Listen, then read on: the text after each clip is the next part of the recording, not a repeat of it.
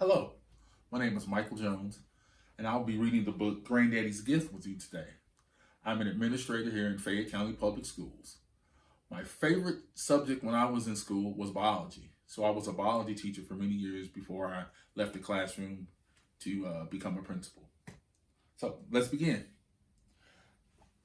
The book is written by Marjorie King Mitchell and it's illustrated by Larry Johnson.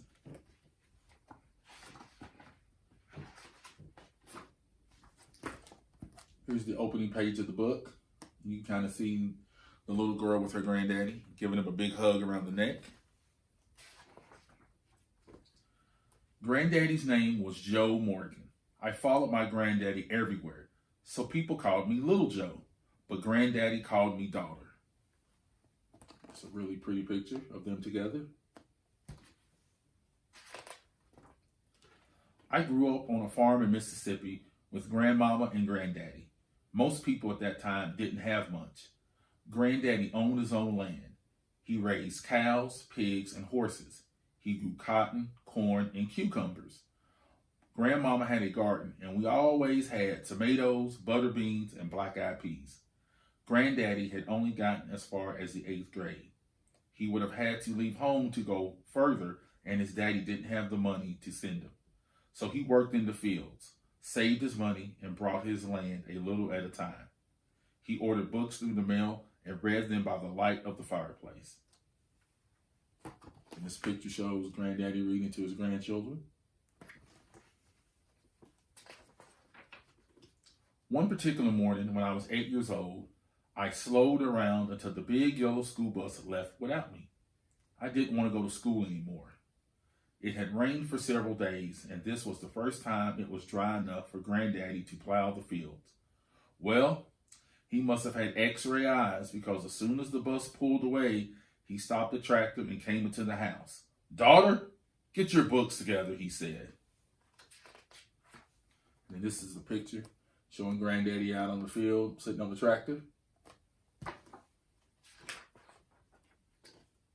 We got in the black truck and rode the 30 miles to school.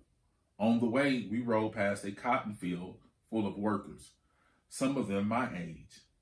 I asked why I had to go to school. I already knew how to read and write, and the books we had at home were better than the books at school. Those books, passed down from the white schools, were raggedy with pages missing.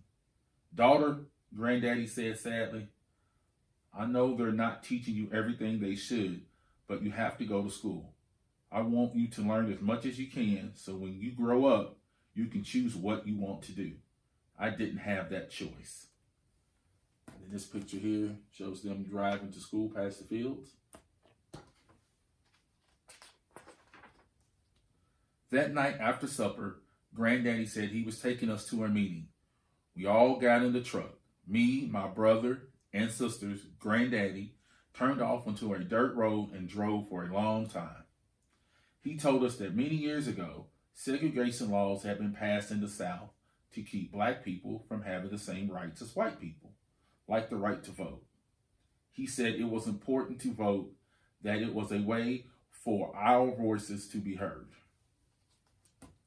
And then this picture shows them going to the meeting.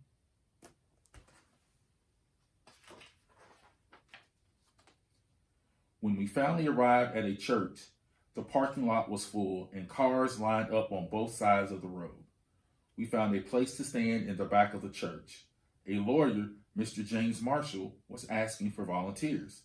He wanted someone to try to register to vote. At first, nobody said anything. Then from the back of the room, Granddaddy raised his hand.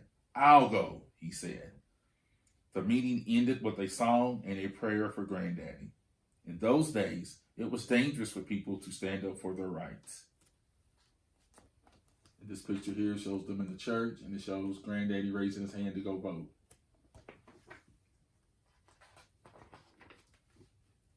The next day, Granddaddy rode into town and parked his truck in front of the courthouse. He walked like he was going somewhere, the way he always did. As usual, I was right behind him. He went into one of the offices and told the lady behind the counter that he wanted to register to vote. The lady went into the back room and came back with a man. "Well, now, Joe," the man said, "you see, there is this test you have to take on the Mississippi Constitution. It's really hard." "You're doing all right, Joe. Just be satisfied with what you have." So this picture here shows him at the courthouse trying to register.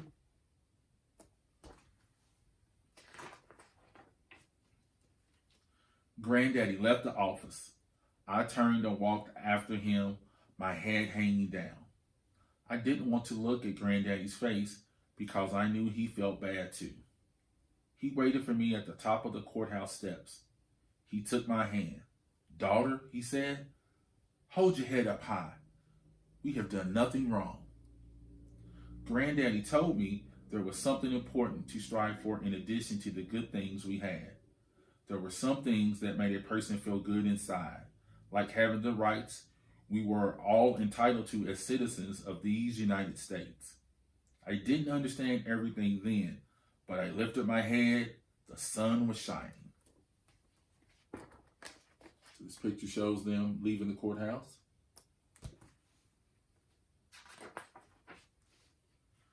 Later that week, Mr. James Marshall came by the house.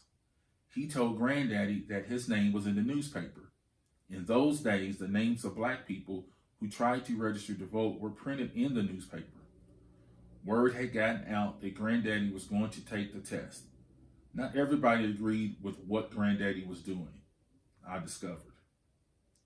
From then on, the co-op store owner in town wouldn't let Granddaddy buy feed for his cows and seeds for planting. People didn't want their children to play with me. At recess, I stood alone under a shade tree and watched my used-to-be friends play jump rope and tag and hopscotch. Now I really didn't want to go to school. So these two pictures shows him meeting with the lawyer, and then it shows her at school, and none of her friends wanted to play with her. We started going by Mr. Marshall's house whenever we went to town. Mr. Marshall would go over the Constitution with Granddaddy and ask him questions. I was supposed to be doing my homework, but I was listening too.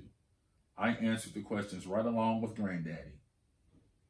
On the day that Granddaddy went to the courthouse with Mr. Marshall to take the test, a big crowd gathered outside.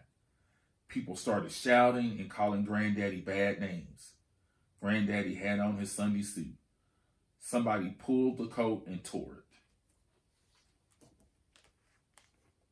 You can see the pictures of him going into the courthouse and him studying for the test.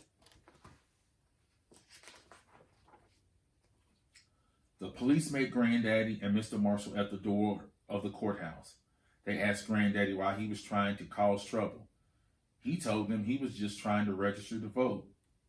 In the back room of the courthouse, he answered all 22 questions. Granddaddy passed the test, but he and Mr. Marshall had to leave through the back door of the courthouse. So there's a picture of Granddaddy taking his test.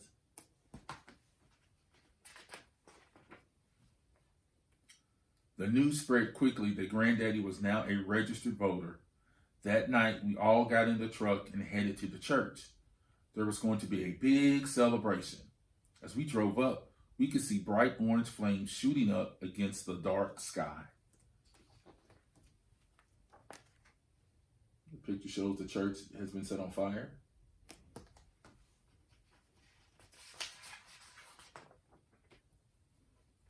After the church burned down, people's fears turned into determination, and more men and women came forward to register to vote. The picture shows everybody from the church kind of uniting and singing a song, showing that they weren't going to be deterred from getting their rights. I understood why Granddaddy had wanted me to go to school. I never skipped school again, even when I did have raggedy books. On my 18th birthday, when I went to register to vote, Granddaddy came with me.